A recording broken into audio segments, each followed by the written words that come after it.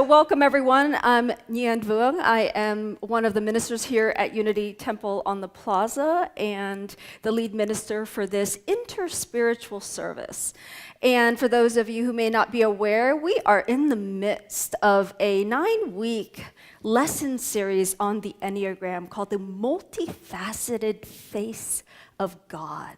And so the basic idea behind this that I want to present to you is that the circle of the Enneagram represents our wholeness. So there's a fundamental belief here in Unity, and my personal belief, what we teach, what we preach, which is that each of you, that every single one of us is fundamentally whole.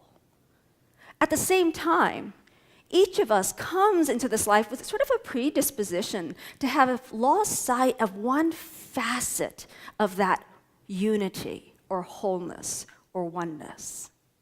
And having lost sight of that face of God, that facet of being, we then develop an ego, a personality, a personhood that seeks to compensate for that. And that's not the issue. The issue is that having developed that, we forgot the truth of that wholeness. Having developed this compensatory structure, we lose sight of that. So the journey here is always a journey home. It's an invitation to take a journey that is not a journey in really time or space, but a journey inward into a moment of awakening.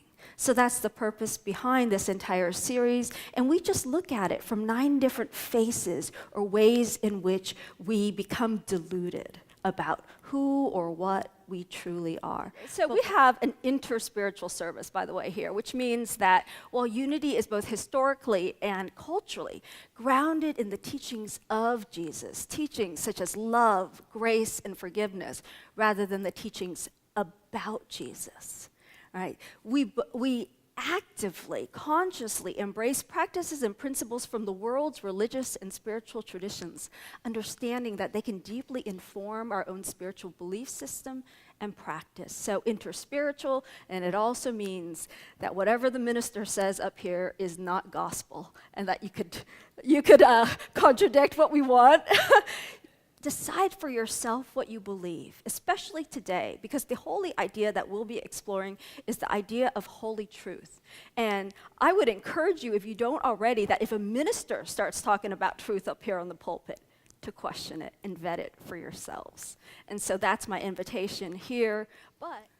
So there was this really accomplished young archer, really renowned in his village for his ability to always hit the mark. He was pretty cocky also. And so he decided that he had heard that there was this great Zen master who was also known for his prowess in archery. So he challenges the Zen master to this test, to this contest, and invites him. Let's see who's the better archer. And so the Zen master calmly agrees. And so he goes out to the base of a mountain together.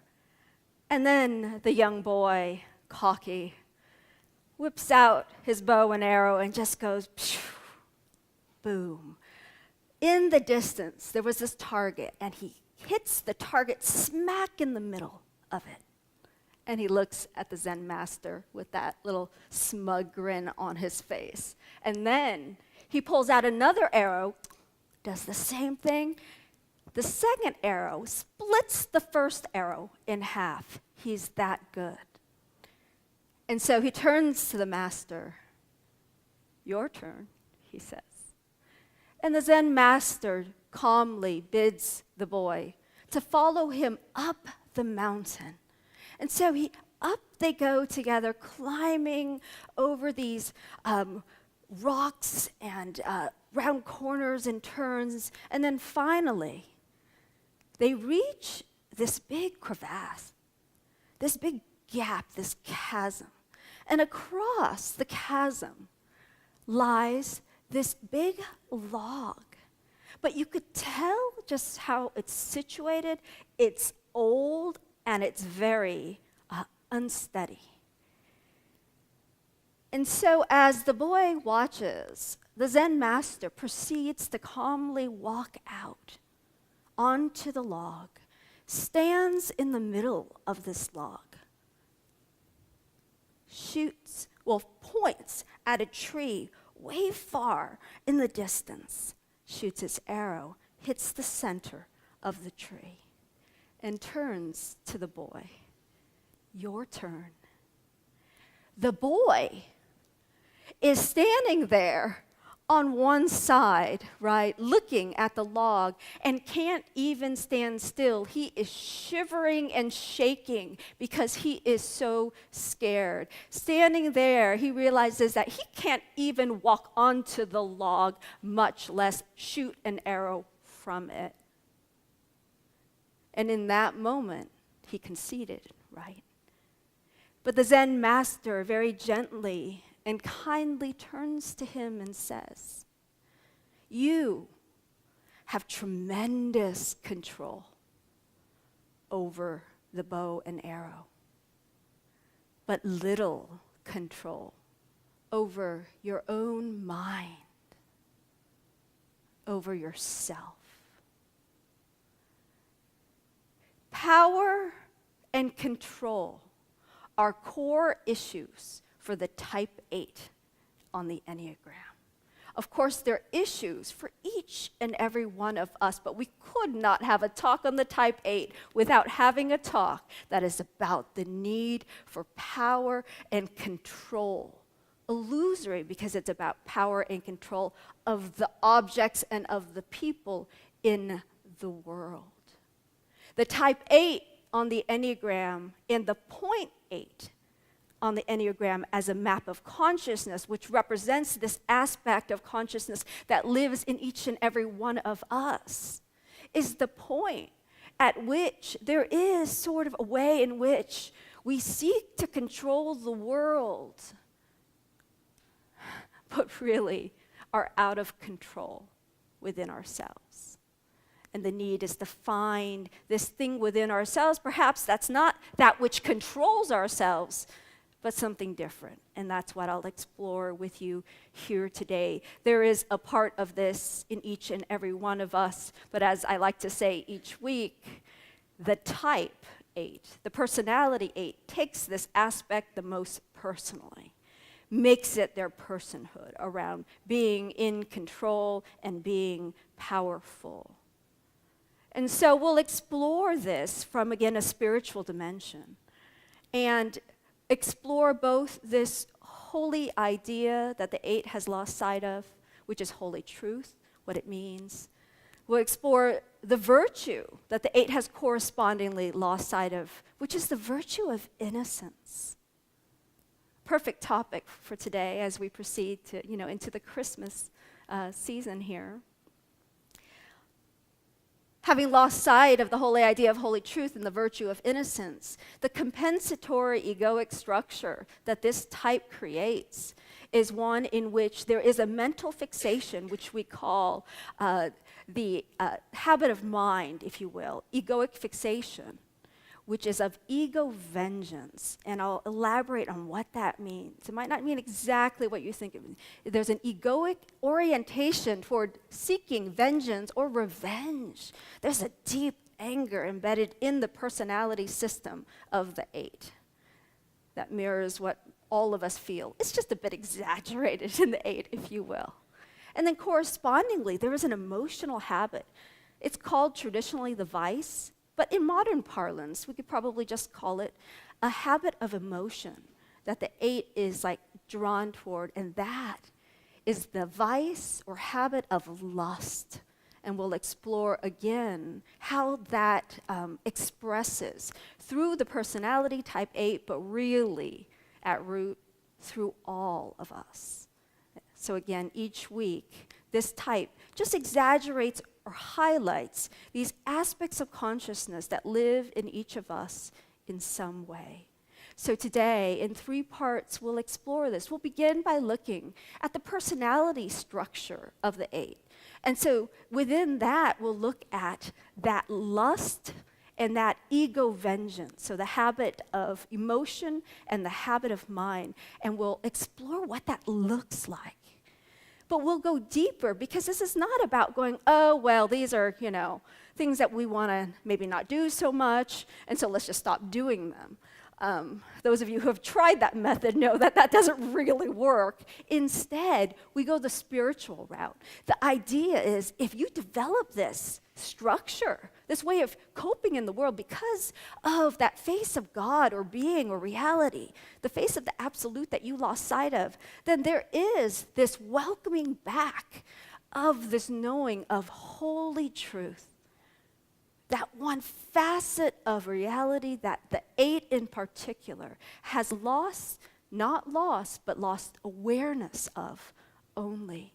So we invite the presence of that, the awareness of that, not only for 8s, but for each and every one of us, to allow us to come into a deeper knowing in this moment, today, and for this week, a deeper knowing of our innate wholeness. That's part 2.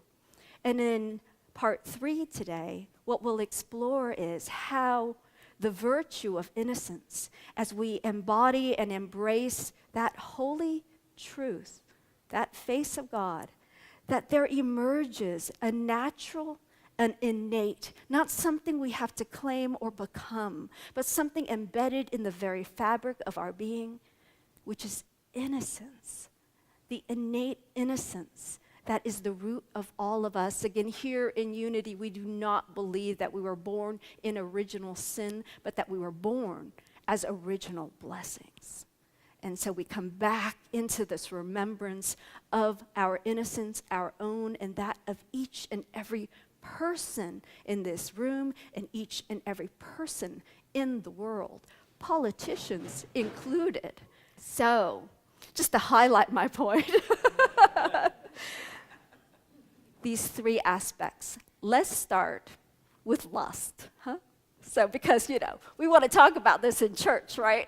So lust. So we begin by exploring the vice of the 8, which is lust. Now, let's take a moment back to feel, if we can, feel into how there is within each and every one of us this thing that is deeply repressed by our society, deeply subjugated, right? In a way where by society, by church, by school and education, where back of the ways in which we show up all prim and proper sometimes out in public is our animal instinct. There is in each and every one of us this hunger to have what we want and have it now, to seek pleasure and to seek it with intensity, to just allow ourselves the liberty of the desire to be gratified in the most sort of basic ways of our self-preservation that have to do with food and shelter and sex and even belonging. All of these things that we as human beings that are also animal beings want in the world. We want to know our presence in this earth. We want to know our directness with the very ground we stand on. And each and every one of us, to some degree, repress this. We've been told that it's not appropriate. We rein it in. If you're familiar with Freud's psychoanalysis, this is the id inside all of us, right? This aspect of being that simply wants what it wants, and it really wants it only now. Like it doesn't have a sense of like waiting for or discipline. It wants it now.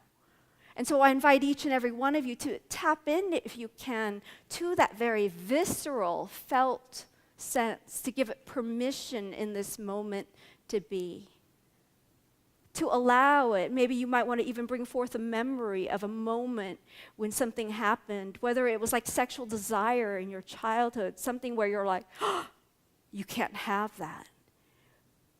We do it in the most basic ways with food. We don't eat when we're hungry. Is it 12 o'clock yet? We regulate that animal instinct in so many ways in our culture, right? So I invite you to bring it forth and allow yourself to feel like, what in the mood? Am I hungry? Am I lusting? And by lust, to be clear, within the Enneagram framework, we are for sure talking about sexual lust. So we don't want to discount that, but we are talking about a lust for life, a lust for intensity, for everything. When we talked about the 7 2 weeks ago, you might remember that the 7 is a head type and likes to taste things and sample. The 8 eats it all, The 8 is like, let's have all of it. And it's like, if some is good, more is better. Let's consume. There's a little 8 corner over here. So, sorry, calling you out. So this is the energy of that part of us that wants all and more.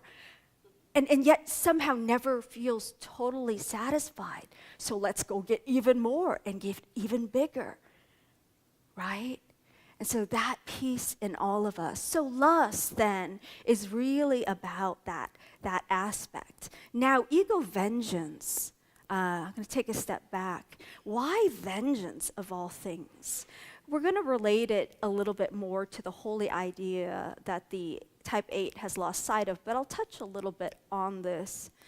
So an 8 is in the anger segment of the Enneagram. And the 8, unlike the other types, like I as a 1, will tend to repress my anger unless it's righteous anger, because I should be angry when there is, something bad happening. But the 8's totally fine with their anger and vents their anger freely as they please with really not much, like there's no ramification for them afterwards, unless their loved ones plead for them to stop, But the 8's are just like, boom, I am here and I am angry in the world. And this vengeance, they don't always know, which seems to be directed toward those bad people in the world who are doing things to deprive me or someone vulnerable of what they want. The 8's going to come out and be like angry, and the way to stop them is not to ask them to stop, but to punish them for what they did. And so there's this, you're the reason the world's messed up. And so there's a desire then to be punitive, if you will, to get back at. Because deeply embedded in that is a belief that it will work. that if I apply my anger and punish you and seek vengeance, that the world will be a safer place now. And especially all those weak people and animals and babies that I'm protecting will be better. So there is a deep, actually heartfelt sense of justice behind the anger of this type. And so we look at these two pieces. But again, in all of us, I'm not an 8, but there have been times where someone has wronged me, and I might have felt like I wish them ill in some way, right? And we just own the fact that we might all have this aspect within us, some more repressed than others. But again, no less there. Why? Perhaps because all of us at root have this base animal instinct to survive. So let's go back to this boy. The boy standing there has a moment, I imagine, of illumination and awakening. Why? If he's a type 8, then he had no idea he was afraid of anything. If he's a type 8, all he knew was how powerful and good he was at everything he does, at the best and the boss. And even the challenge to the Zen master was based on proving that. But within that ego structure is this having lost sight of, having been unwilling to see its own fragility, its own vulnerability, its own weakness. And in that moment, the great Zen master was able to show the boy that deep down, all of this hoopla and extra stuff and bravado is to mask a deep fear that all you are is your body. Your body. And you know what bodies are? They're vulnerable. They can die. At the root of every eight's bravado and need to control its external environment is an over-identification with the self as only physicality. And deeply rooted is this existential fear of death. And who among us does not have this fear to some degree of death?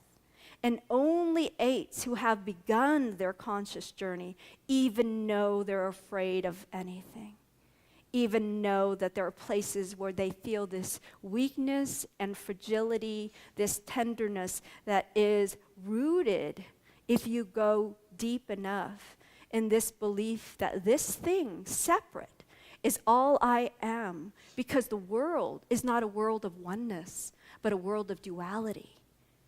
It's not a world where there is one power, as we teach here in Unity, one presence, but it's a world of competing powers, so I better be really powerful, because there are powers and forces, like forces of nature all around me, that are trying to kill me and those I love.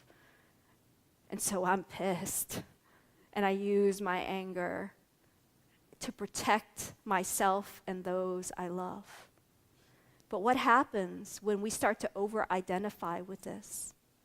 We get the people in the world that are the eights that have gone unhealthy, the ones that have reached a point where the power and the need for power and control for that, which is all around me, but not myself, not to control myself, gets exaggerated.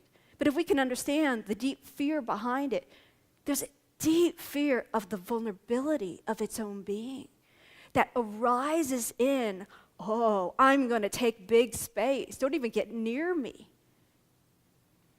A few weeks ago, when I shared about the type 5, I shared about how the 5 over here, remember this? Hides behind its mental walls.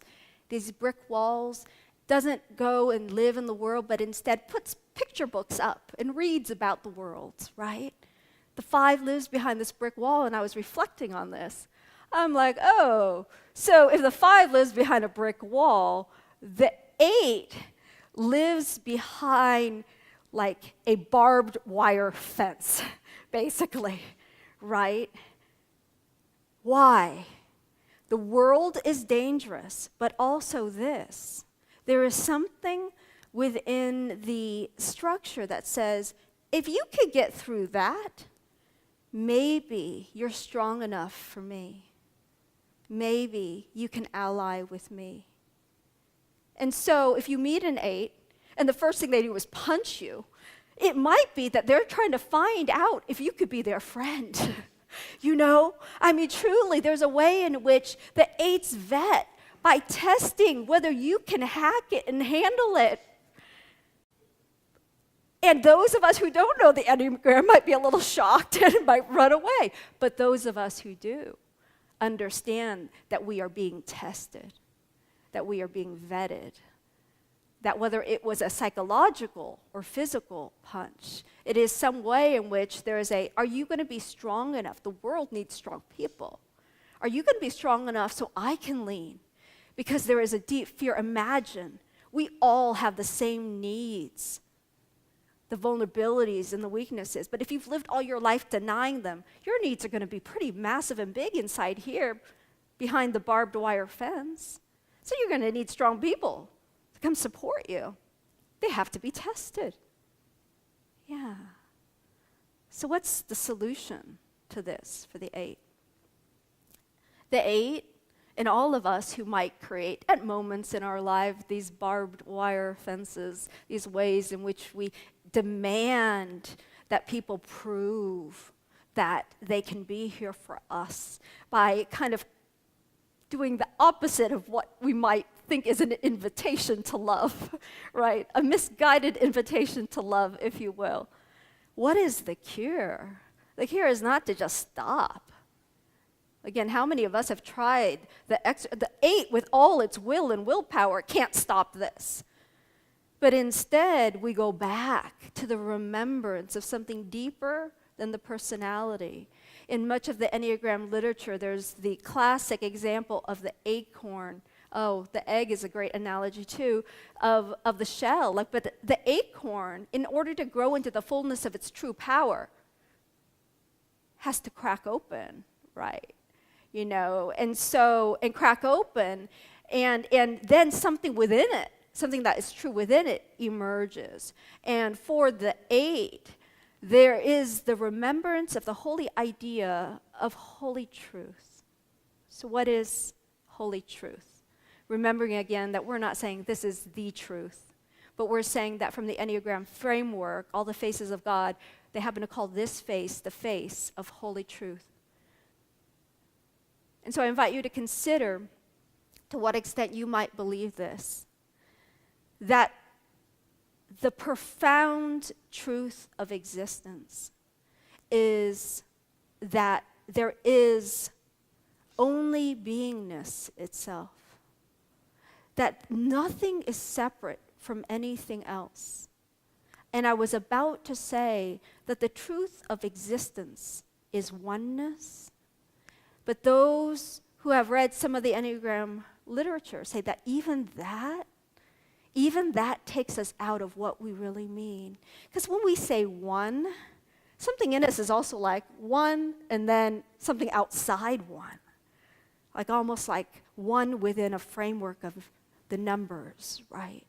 But we're talking about oneness. What if the underlying fabric of life was truly this unity, to the point at which even when we quest for spiritual awakening, that we can say that there is nothing, not even the ego, is outside the holy perfection of God. Not even that. That there is nothing even in the manifest world. So we're not just talking about I'm one with you. We are talking about that. But we're also saying that our ego is one with its source. That we're not separate from anything. What if that were the holy truth? And so this body that I seem to have, that seems to be separate from you and apart, what if 2 things? 1, that I am not. What if there is a place in us that already knows this, has forgotten this? What if there is an ancient place within us that getting these reminders starts to trigger this wakefulness of coming into that remembrance? And what if the remembrance is not merely that I am one, I am a unity with you, but that myself, this body, is not separate from God? That we talk about spirituality versus physicality, that there is no versus, that there isn't personality or essence, that there isn't self with a little s and self, true self, with a capital S. And what if in this radical idea, all of it was somehow fundamentally right? And what if the myth or the allegory of paradise lost, the moment of eating the apple and then coming into an awareness of the knowledge of good and evil, what if we remembered what the world was before that? What if that moment symbolized the moment of our forgetting this basic truth that we abide in paradise? I laughed when I read one of the descriptions of the type 8 that said, the 8s feel like paradise is lost and somebody's got to pay for it. But it touches on a part in all of us that might be angry if we actually believe that that perfect harmony and oneness and unity of life is lost, and I'm angry. Who's going to pay for it? Because in the world of duality, someone's got to be in trouble. Someone's got to be to blame for this. Because in a world of duality, there is good and there is evil. There is black and there is white. There's wrong and there's right.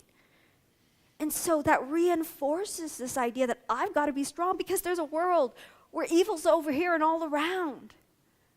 But what if I remembered truth? What if I remembered that state of innocence back of things?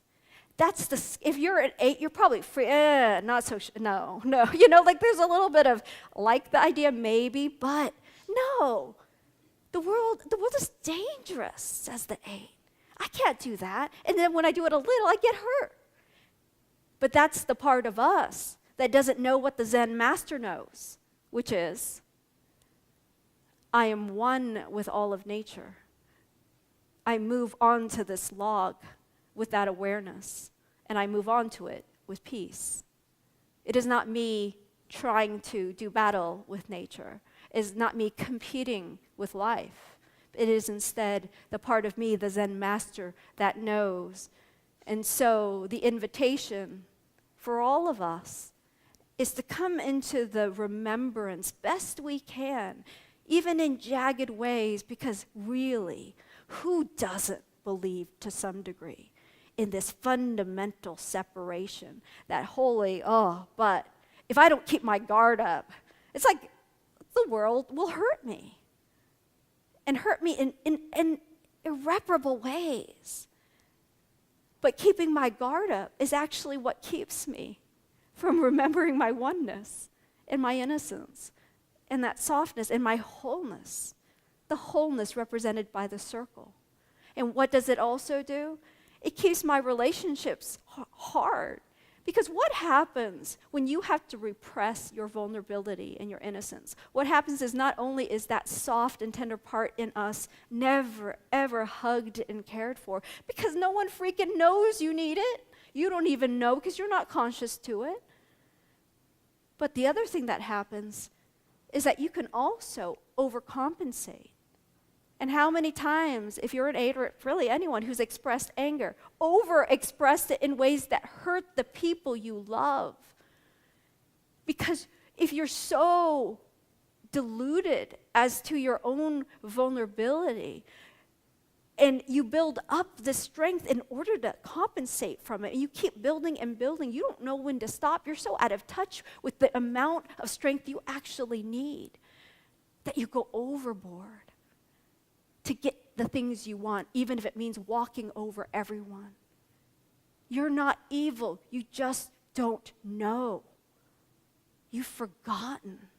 And so you're over here disconnected from source, thinking you're a body needing to embrace as much food and resources as you can possibly gather for yourself and the people that you love, and for the weak. The ways that 8s will care for the weak is an interesting thing. If you know an 8 in your life, you know that they have a special spot in their hearts for animals, babies. Why? Because at root, there is that little innocent child within them that they're actually caring for, right? That they project outside vulnerability because they can't see it inside. And so their efforts are sort of an effort in a way to love themselves, in a misguided way. It never gets it there. But there's a direction in which it moves. And so, holy truth. There's a quotation from Almas, who wrote Facets of Unity. Reality, when seen objectively, has no divisions in it. It exists, it is now, and it is non-dual. There is no me, no you, no other, no universe separate from God, no universe separate from the void, no you and essence, no personality and essence, no physical body and soul. All these distinctions are illusions and not ultimately real. from Alma's facets of unity. And so we move into the final point of our exploration today. Knowing all this, what do we do? Yes, one thing we do is we invite back, if we can, behind that exterior barbed wire fence, this awareness that isn't so much trying to guard against the outside, but is aware of what is inside and is aware of this vulnerability within ourselves. The eights, if you're an 8, you will probably call this weakness. But it's not a weakness. It is a fragility sometimes when it comes to your emotional state. We're aware of how, if we're honest about who we are, the fact that we ever get sick. Many of you know I had shingles last week. Talk about being aware of my mortality. The funny story I have around that is that when I went to the urgent care, the nurse practitioner looks at me and sees how close it is to my eye and it's just now healing. And she looks at it and she said, "You could die from that." I said, "What?" She was like, "God, you can't." I was like, and then she's like, "Oh my God, I meant to say you could go blind." And I was like, I had this moment. I was like, from shingles, because I didn't know anything about shingles. And of course, going blind was better than dying. But there was a moment where I'm not always aware of my body. And in this moment, I'm like, I could die? I forget that. I don't live as if, right? But the invitation is, in a way, to remember our mortality. Because in remembering our mortality, guess what happens? Tenderness. We're going to soften. We soften to the ways in which we are fragile, and everybody is fragile in our bodies, and definitely in our emotional states, which for an 8 has been particularly guarded, also possibly more guarded than the body has been guarded. But just this coming into our fear of death and how we run around every day trying to build up enough money and resources, build up enough love, build up enough friendship and alliances in order to stave off the fear that we will perish, right? And so very basic, the 8 is over-identified with its physicality only. And this is not a bad thing. Remember, surface and depth from the place of holy truth are the same. But it causes suffering when you're only at the surface, if you only think you're your body and nothing more. If you only think you're the shell of power and nothing more. That's where we get lost. And so we soften behind that fence into this awareness. And one way in which we can wake up to this inner innocence that is present within each and every one of us is through the practice of vulnerability. And in that practice, it is first about owning our own fragility, right? And understanding that this is true for everyone. Doesn't matter, shingles or no shingles, right? Each one of us is prone each day of our lives.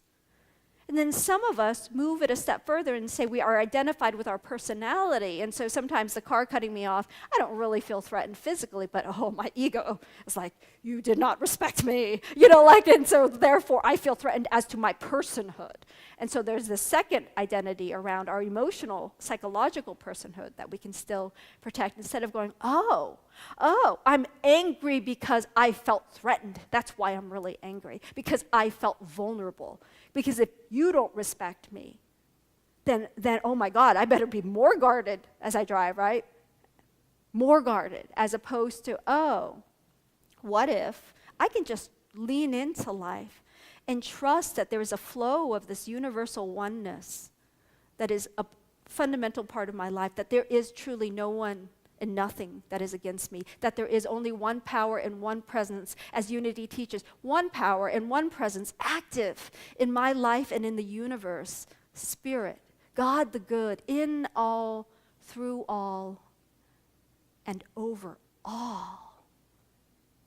can I open to that and understand deeply that as I willingly, just as a quick aside, here in Unity, we teach something called the 12 powers, which are faculties of consciousness that are represented by the disciples, so 12. One of them is the power of will. Oh, the 8s want to exercise and exert control and will over the world. But the greatest, highest exercise of will is willingness, we teach. And so it is the willingness, because you don't even know how to at first, the willingness to be vulnerable, the willingness to soften inside into the places and own the places within us, all of us, that feel fragile, that feel like you could really hurt me emotionally, psychologically, or physically, and that don't know really that even that can happen, and it can really be deeply okay. Because who I am is not just this. Who I am is part of this movement of oneness that just flows and moves, that nothing is truly against. Nothing is truly against me. And so, of course, if I talk about vulnerability, I have to close with a quotation by Brené Brown, the modern expert on vulnerability, who reminds the 8 that vulnerability is actually the closest thing to true strength. And she says, vulnerability sounds like truth and feels like courage. Truth and courage aren't always comfortable, but they're never weakness. So vulnerability sounds like truth.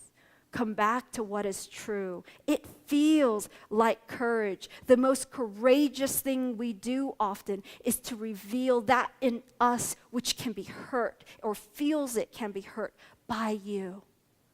And to still sit there anyway and come into the discomfort of knowing a true power and strength, a control that is released from the outer world and surrendered to the movement of the one power of the universe that helps us to awaken into our innate innocence, so that when you look at yourself in the mirror and when you look at anyone else, you are never ever seeing an adversary, but always you see the face of God, the face of love. And with that,